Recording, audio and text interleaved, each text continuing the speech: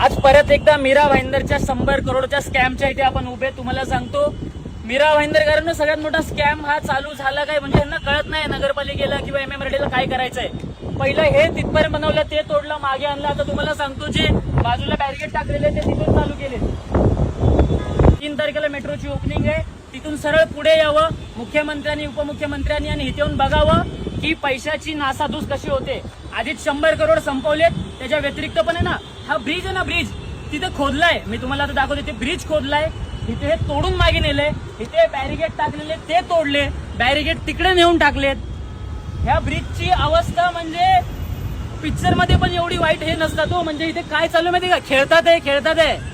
सर्व नागरिकांना विनंती आहे, तुमच्या टॅक्सचा पैसा एक दिवस तुम्हाला जेव्हा मी सांगेल तेव्हा यावं लागेल. तुमचा पैसा आहे, तुमचं शहर आहे, तुमचा ब्रिज आहे आणि इथे मस्करी चालू आहे, मस्करी.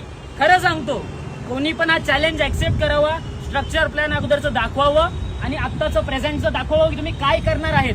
यांना काहीच माहित नाही बघा, काय पण करून ठेवतात हे लोक, काही पण करतात आहे. सिक्युरिटीवाले लावलेत तिकडे, वरती येऊन नाही देत आहे. आम्ही टॅक्स पेयर्स आहेत, आम्ही इथले नागरिक आहेत, आम्ही येणार पण आणि प्रश्न विचारणार पण.